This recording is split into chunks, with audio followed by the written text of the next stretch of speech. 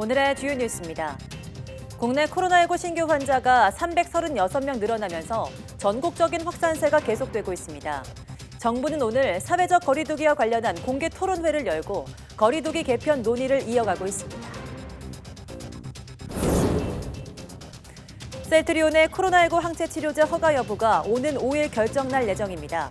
아스트라제네카의 코로나19 백신과 관련해 전문가들은 65세 이상 고령자도 접종이 가능하다는 의견을 냈습니다.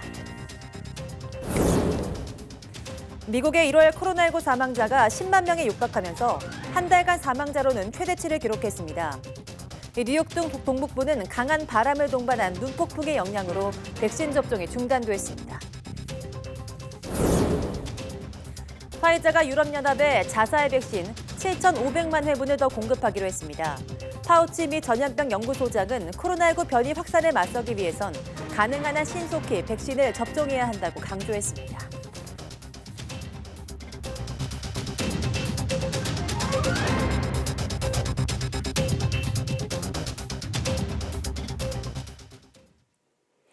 여러분 안녕하십니까? 2월 2일 사이언스 투데이입니다. 코로나19 신규 환자가 사흘째 300명대를 기록했습니다. 안정세를 유지하고 있지만 집단 감염이 늘고 있어서 안심할 순 없는 상황입니다. 중앙방역대책본부는 어제 0시 기준 국내 확진자가 336명 늘어서 누적 7만 8,844명이 됐다고 밝혔습니다. 지역 발생은 295명으로 수도권 중심 확산세가 계속됐고 광주, 충북, 부산 등 13개 시도에서 감염이 잇따랐습니다. 숨진 사람은 10명 늘어 국내 누적 사망은 1,435명이 됐습니다. 위중증 환자는 1명 줄어서 누적 224명이 됐고 완치 환자는 466명 늘어서 격리 해제 누적은 6만 8,775명에 달합니다. 신규 해외 유입은 41명으로 이 가운데 12명이 입국자 검역에서 확인됐습니다. 사회적 거리두기 단계가 설 연휴까지 연장되면서 전통시장 상인들은 올해 설 대목을 포기해야 할 것 같다며 한숨뿐입니다. 방역 조치가 일부 완화된 곳도 불편함을 견디는 시민들도 모두 아쉬움은 제각각이었지만 조금만 더 견디자는 뜻은 모두 같았습니다. 홍민기 기자입니다. 서울의 한 전통시장. 과일 가게 앞엔 아직 팔리지 않은 과일 상자들이 가득합니다. 설 연휴는 재래시장 상인들에겐 몇 안 되는 대목이지만 올해는 기대하기 어렵게 됐습니다. 강화된 거리두기가 연휴가 끝날 때까지 연장됐기 때문입니다. 100%라면 한 40% 정도. 오늘은 뭐 오전에는 계속 손님이 없다가 이제 조금 손님들이 나오시는 거야. 가족들이 모이기 힘든 탓에 제수용으로 많이 나가는 사과나 배의 판매는 뚝 떨어졌고 선물용 과일만 조금씩 나가는 형편입니다.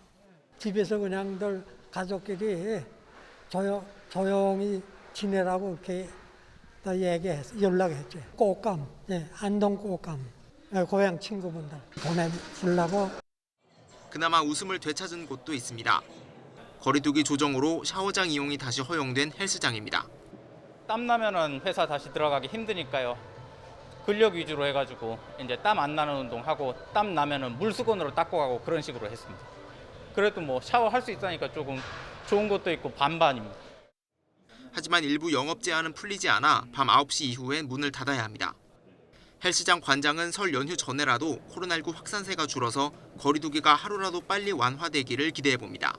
이런 식으로 저희가 운영만 한다면은 그래도 저희가 매출에 그래도 어느 정도 도움이 될 수 있다고 그렇게 보고 있습니다.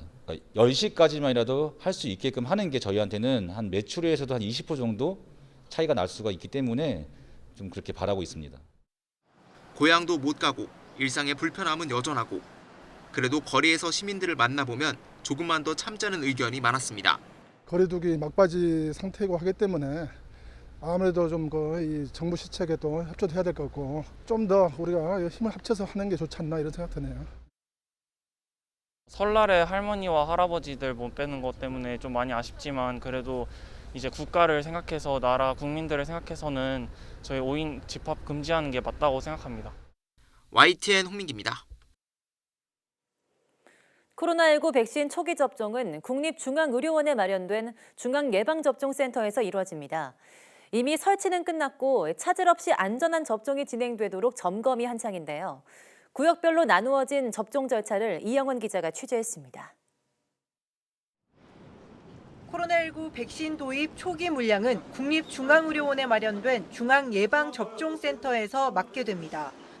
화이자 같은 mRNA 백신은 냉동 보관 등 조건이 까다로워 아무 곳에서나 맞을 수 없기 때문입니다. 화이자 등 mRNA 백신 도입에 초기 물량을 접종하고 예방접종센터의 표준 모델을 마련하고 지역의 예방접종센터의 교육 등의 역할을 수행하게 됩니다. 중앙예방접종센터는 크게 대기구역과 접종, 이상반응 관찰구역으로 나뉩니다. 접종 1순위는 코로나19 환자를 치료하는 의료진인데 이런 대상자가 맞는지 대기 과정에서 확인하게 됩니다. 접종구역에서는 우선 백신 접종이 가능한 상태인지 건강을 점검하는 예진부터 이뤄집니다. 문제가 없으면 접종이 진행되는데 파이자는 해동 과정을 거쳐 맞게 됩니다. 백신이 입고가 되면은 냉동 상태로 보관이 되고요. 접종 구역으로 옮겨서 해동을 한 뒤에 접종 대상자가 오면은 식염수를 넣어서 거기서 한 바이알당 5명에서 6명의 백신을 맞고 바로 집으로 가서는 안 됩니다. 관찰실로 이동해 혹시 이상 반응이 나타나지 않는지 확인해야 합니다.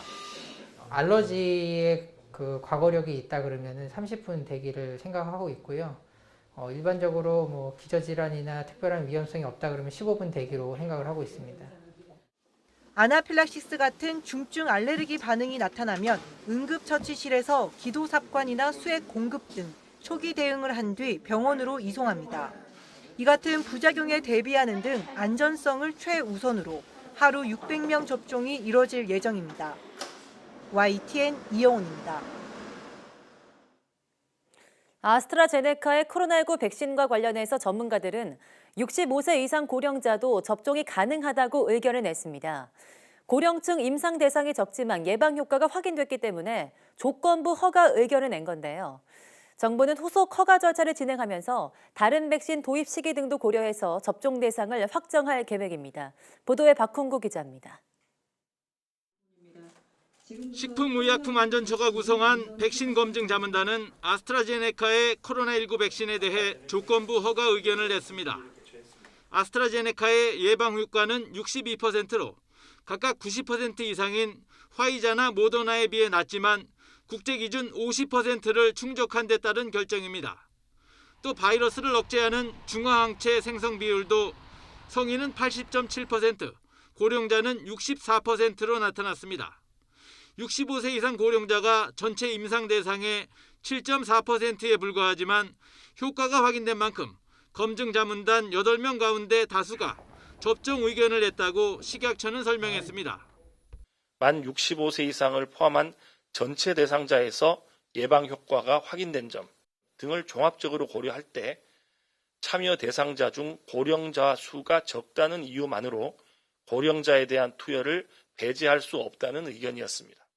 아스트라제네카 백신은 정부가 계약한 1,000만 명분 가운데 62만 명분이 2월 말에, 코백스 퍼실리티를 통한 계약분은 130만 명에서 220만 명분이 상반기에 들어올 예정입니다. 도입 규모와 시기가 확실치 않은 만큼 접종 대상을 어떻게 할지도 아직은 미정입니다.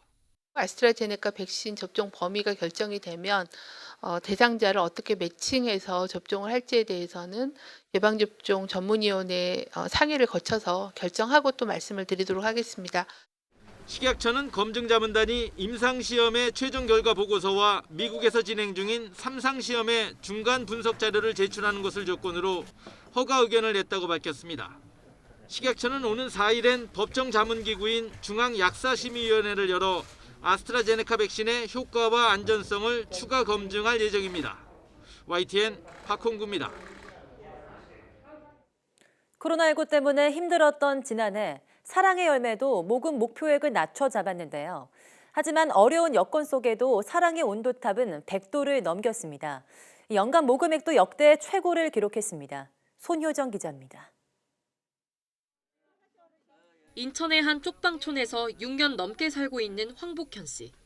이른이 넘은 나이에 눈 질환까지 앓고 있어 수입이라곤 한 달에 30만 원 받는 기초생활 수급비뿐. 이걸 아끼고 아껴 올해도 5만 원을 기부했습니다. 뭐 나도 없지만 더 없는 사람이 좀 좋지 않을까 해서 올해도 뭐 되면 되는 대로 하는 거죠. 뭐 그 얼마라는 게 걱정해진 건 아니고 뭐 많이 할 수는 없고. 어느덧 13년째 매년 기부를 하고 있는 이곳 쪽방촌 주민들. 270여 명이 공공근로나 쪽방촌 작업장에서 번 돈을 아껴 모은 돈이 올해는 200만 원입니다. 코로나19 때문에 무척 힘들었지만 더 그늘진 곳에 도움을 주고 싶다는 마음도 커졌습니다. 저희가 볼펜 조립해서 하루에 버는 돈이 3,000원? 나 하루 일한 거 전체 다 내는 거야. 근데 한 어르신이 코로나 때문에 올해는 먹거리 사러 시장도 못 가고 해서 더 모을 수 있었어. 이름을 밝히지 않고 10년 동안 기부해온 대구 키다리 아저씨는 올해도 어김없이 나타나 총 기부금 10억 원을 넘겼고 구리를 녹이면 가치가 더 올라간다는 이야기에 오랫동안 모은 10원짜리 동전 7,000개를 기부한 시민도 있었습니다. 목표 모금액을 17%나 줄인 사랑의 온도탑은 예상과 달리 여전히 뜨거웠습니다. 2달 동안 진행된 나눔 캠페인 모금액이 목표 금액을 훌쩍 넘기면서 이렇게 나눔 온도가 100도를 넘어서 114.5도를 기록했습니다. 사회복지 공동 모금에는 2달 동안 4천억 원 넘게 모여 목표를 500억 원 이상 초과했다고 밝혔습니다. 한 해를 통튼 기부금은 8,400억 원을 돌파해 역대 최고액을 경신했습니다. 코로나19와 호우 피해 특별 모금에 더해 개인과 법인 기부 모두 2019년보다 늘어난 겁니다. 이 어려운 시기에 정말 십시일반의 정신으로 도와주셔서 엄청난 사상 최대의 모금을 할 수 있어서 많은 소외된 이웃들께 온기를 전할 수 있게 되었습니다. 정말 국민 여러분께 감사드립니다. 전례 없는 전염병과 자연재해가 핥히고 간 상처로 가득했던 2020년. 더 어려운 이웃을 생각하는 마음은 조금도 변하지 않은 한 해였습니다. YTN 손유정입니다. 중부지방에 한파특보가 내려진 가운데 영하 10도 안팎의 강추위가 찾아왔습니다. 오늘 아침 전북 무주 덕유봉 기온이 영하 17.6도까지 떨어졌고 철원 영하 10도, 서울 영하 8.2도 등 어제보다 6도에서 7도가량 낮은 기온을 보였습니다. 기상청은 이번 추위가 절기 입춘인 내일 아침까지 이어진 뒤 풀릴 것으로 전망했습니다. 추위와 함께 오늘과 내일 퇴근길에는 내륙 곳곳으로 눈이 내릴 것으로 보입니다. 오늘 저녁부터 내일 새벽 사이 경기 남서부와 충남, 전북에 1에서 3cm의 눈이 내리겠습니다. 또 내일 저녁부터 모레 새벽 사이에는 경기 북동부와 강원 지역에 3에서 10cm, 수도권과 충청, 전북, 경북에도 1에서 5cm의 눈이 내릴 것으로 보여 퇴근길에 불편이 우려됩니다. 지난달 소비자 물가가 0.6% 오르면서 넉 달 연속 0%대 상승률을 나타냈습니다.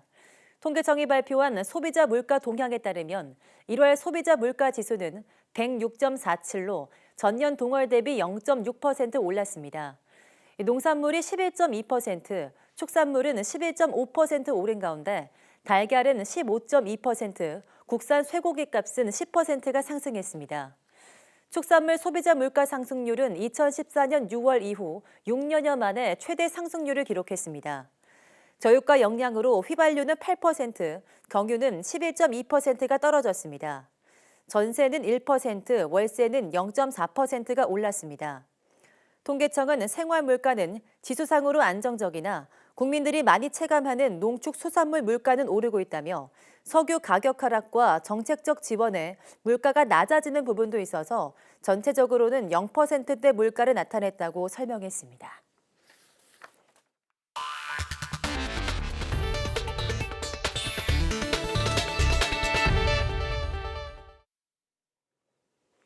지난달 미국의 코로나19 사망자가 10만 명에 육박해서 한 달간 사망자로는 최대치를 기록한 것으로 나타났습니다. 미국 존스홉킨스 대학의 집계를 보면 지난달 미국의 코로나19 사망자는 9만 5,369명으로 파악됐습니다. 이는 종전 기록인 지난해 12월의 월간 사망자 7만 7,431명을 뛰어넘는다고 CNN이 현지 시간 1일 보도했습니다. 미국의 코로나19 누적 확진자 수는 2,621만여 명, 누적 사망자 수는 44만 2천여 명으로 각각 집계됐습니다. 이에 따라 지금까지 미국에서 코로나19로 숨진 사람의 21.6%가 1월에 사망한 셈이라고 CNN은 지적했습니다.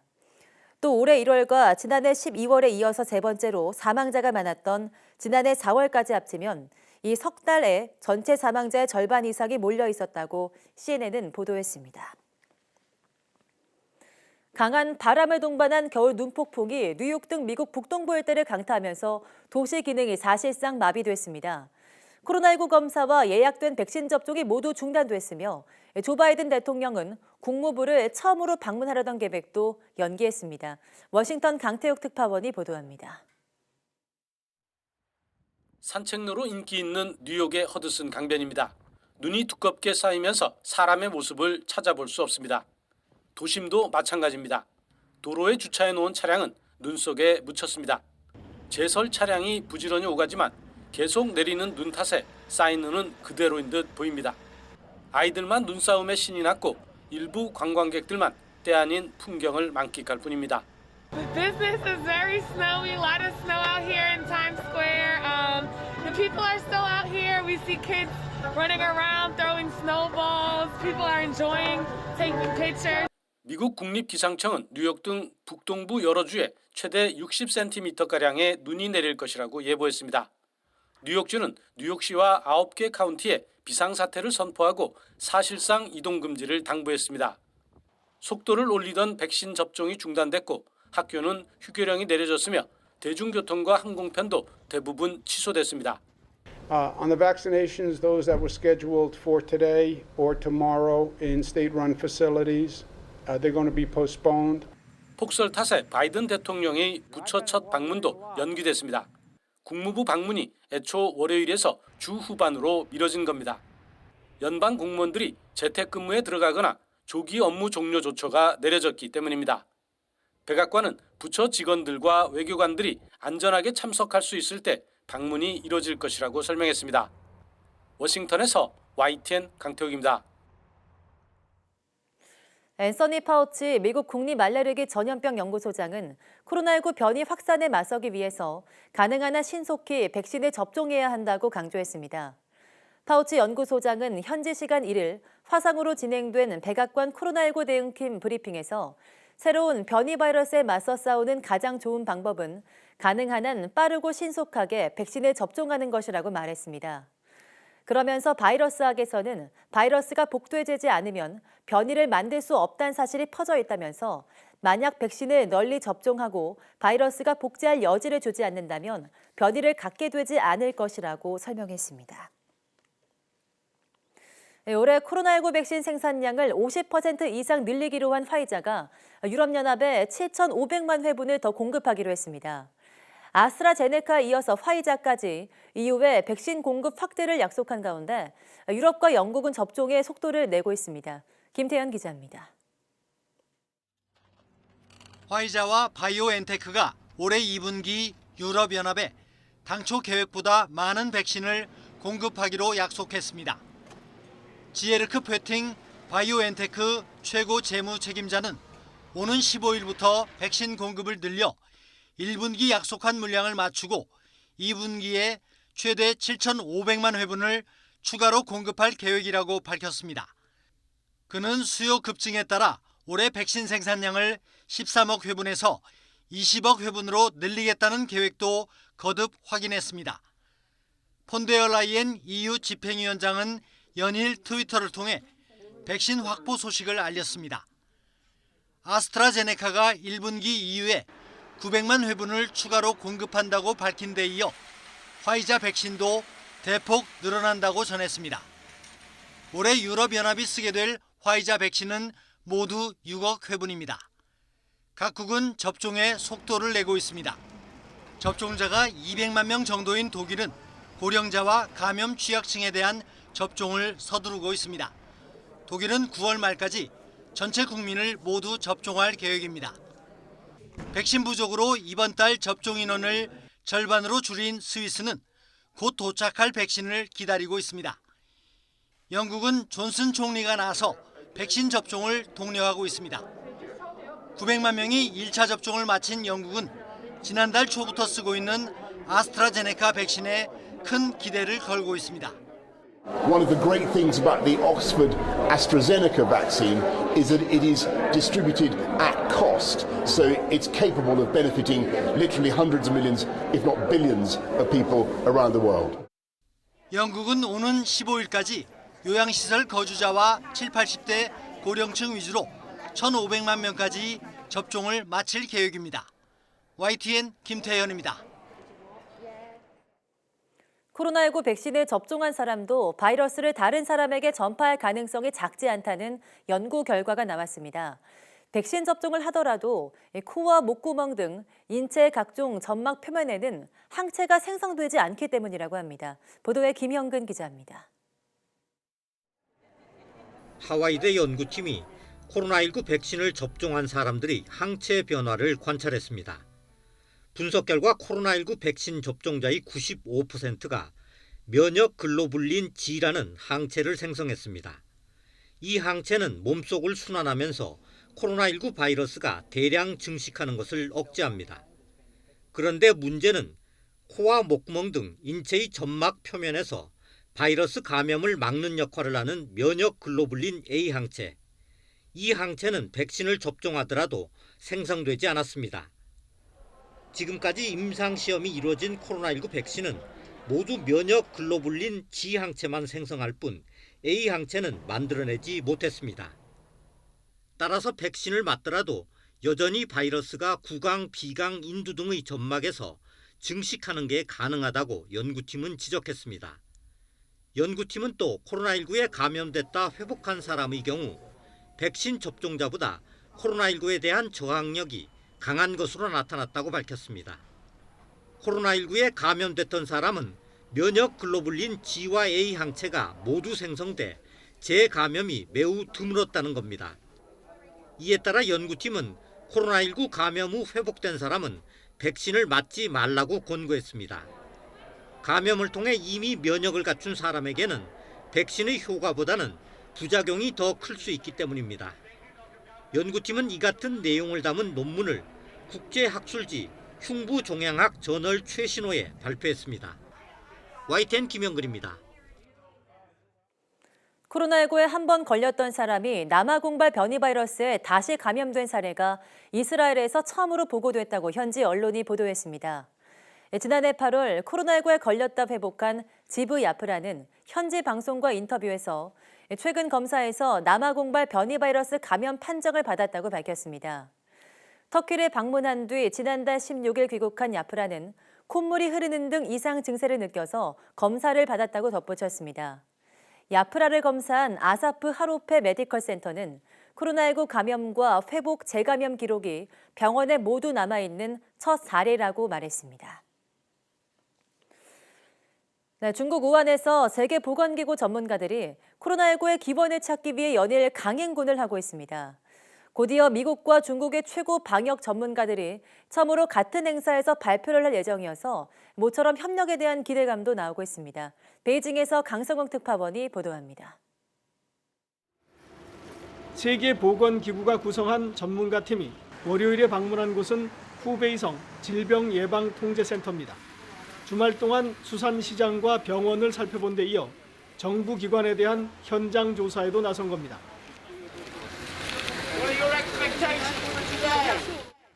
코로나19 발병 초기 중국 보건당국은 사람 간의 전염이 안 된다는 거짓 정보를 발표했습니다. 이후 중국 책임론의 진원지로 지목된 후베이성 질병통제센터의 방문은 그만큼 의미가 있습니다.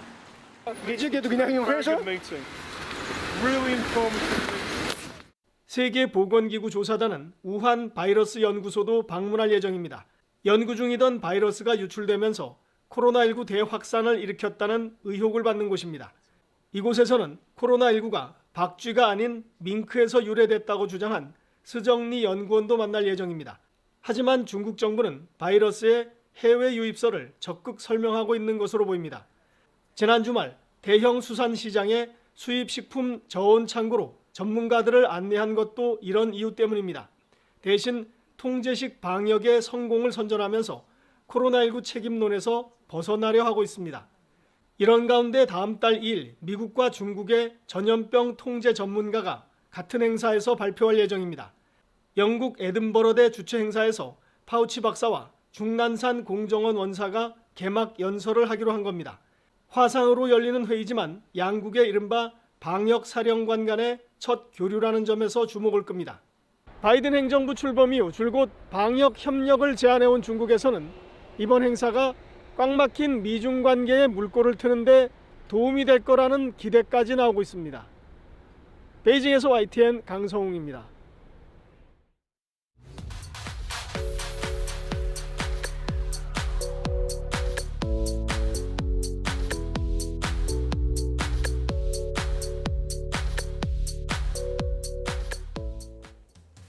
지구온난화로 기후 위기가 심각해지면서 지난해 많은 비나 강력한 태풍으로 큰 피해를 본 지역이 많은데요. 그런데 이번엔 정반대로 비가 오지 않아서 사막화가 진행되는 지역도 있습니다. 오늘 오후 사이언스 투데이 날씨학개론에서는 사막화에 대해서 KB의 반기성 센터장과 함께 이야기 나눠보겠습니다. 많은 시청 바랍니다. 함께해 주신 여러분 고맙습니다.